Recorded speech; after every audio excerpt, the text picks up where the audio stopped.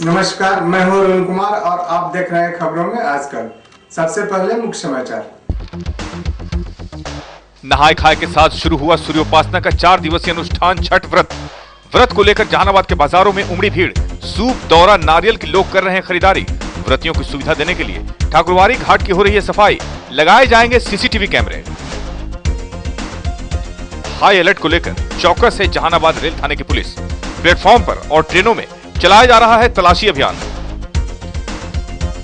नगर परिषद कार्यालय में जनगणना कर्मियों के साथ अधिकारियों ने की बैठक। सामाजिक, आर्थिक और जाति आधारित जनगणना के डाटा में सुधार करने की दी गई ट्रेनिंग। आपत्तियां आने के बाद डाटा में किया जाए। मुख्य समाचार के प्रायोजक है पटेल कॉलेज ऑफ एजुकेशन। शिक्षा के क्षेत्र में जहानाबाद को एक नया आयाम देता Patel college of computer and management education. मौलाना मजरुल हक अरेबिक एंड पर्शियन विश्वविद्यालय पटना से मान्यता प्राप्त। यहाँ BCA, BBA, bliss, mass communication सहित कई कोर्स योग एवं अनुभवी शिक्षकों की टीम द्वारा कराई जाती है। उत्कृष्ट पुस्तकालय, विशाल लैब। जल्दी करें, नए सत्र के लिए नामांकन प्रारंभ है। डॉक्टर अनिल कुमार की कुशल देखरेख में मौलाना मजरुल हक अरेबिक एंड पर्शियन विश्वविद्यालय पटना द्वारा मान्यता प्राप्त Patel college of computer management education Raja Bazar एवं Patel college of education Patel Nagar Raja Bazar Jehanabad.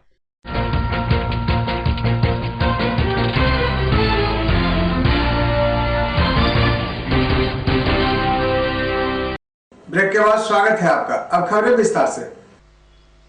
नहाय खाए के साथ सूर्योपासना का 4 दिवसीय अनुष्ठान छठ व्रत प्रारंभ हो गया।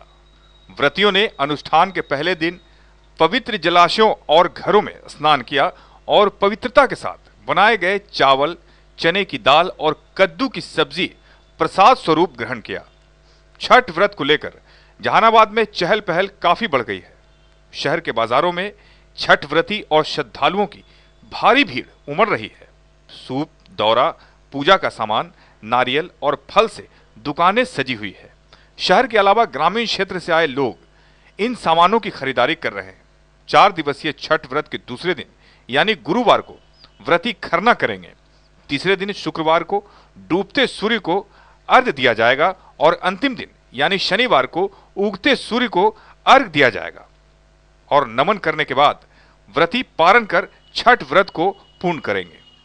हिंदुओं का महान पर्व छठ को लेकर पूरे जिले में लोग भक्ति में लीन हैं।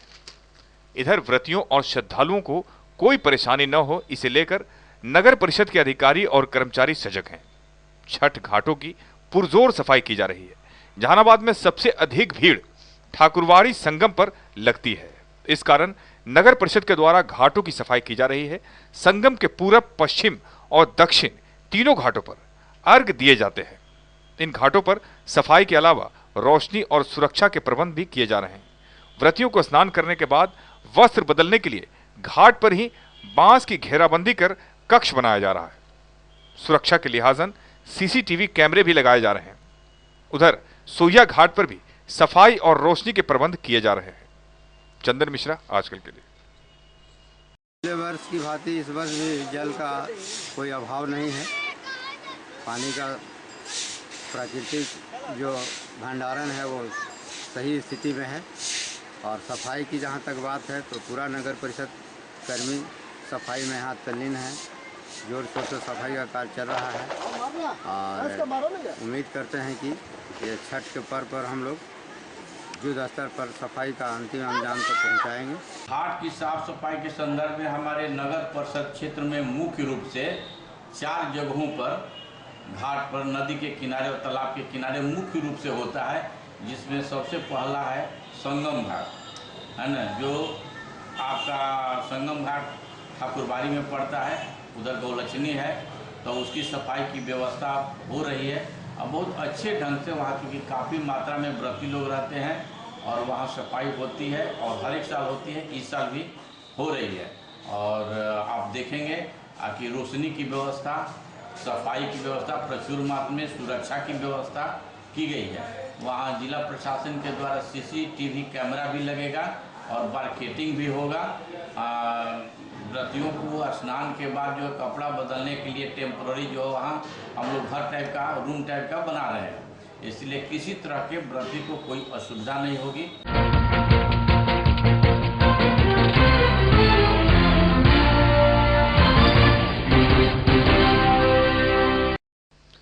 हाल के दिनों में पटना सहित राज्य के अन्य स्थानों पर हुई आतंकी हमले को लेकर जहानाबाद रेलवे प्रशासन सजग है। हिंदुओं का महान त्योहार छठ और मुस्लिम भाइयों के गम का त्योहार मुहर्रम पर चारों ओर शांति बहाल रहे, इसे लेकर पूरे जिले को अलर्ट कर अधिकारियों को सजग रहने का निर्देश दिया गया है। खासकर पटना गया रेलखंड में विशेष चौकसी बरतने के निर्देश दिए गए हैं। जहानाबाद रेल थाने की पुलिस सक्रियता बरत रही है। स्टेशन पर और ट्रेनों में सघन चेकिंग अभियान चलाया जा रहा है। हर संदिग्ध व्यक्ति और उनके सामान की तलाशी ली जा रही है। रेलवे प्रशासन का यह अभियान अगले आदेश तक चलता रहेगा। चंदन मिश्रा, आजकल के लिए। दिवाली गुजर गया, छठ पूजा आसन्न है और फिर तुरंत उसके बाद बकरीद आने वाला है या मुहर्रम आने वाला है। तो इसके मद्देनज़र हम लोग बहुत ही कंशियस हैं, अपने रिसोर्स का पूरा इस्तेमाल करते हुए पूरी तरह से सजग हैं ताकि यात्रियों को कोई किसी तरह की असुविधा नहीं हो और किसी भी आपराधिक घटना हमारे यहाँ नहीं हो। रात में तो और भी ज़्यादा सजग रहते हैं हम लोग। दिन में तो थोड़ा पब्लिक का भी सहयोग मिल जाता है, रात में तो और भी ज़्यादा सजग रहते हैं। हमारे यहाँ जीआरपी और आरपीएफ दोनों के समन्वय से संयुक्त टीम इसके लिए प्रिवेंटिव अपना एक्शन में है।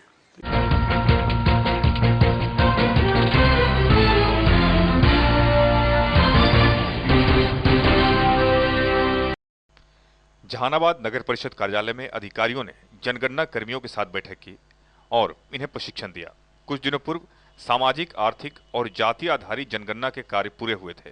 जनगणना की समाप्ति के बाद डाटा तैयार किया गया है। अब इस पर आपत्तियां आ सकती है, जिसमें सुधार किया जाएगा। सुधार कैसे करना है, किन किन बिंदुओं को कैसे डील करना है, इन सारे बिंदुओं पर जनगणना कर्मियों को प्रशिक्षण दिया गया।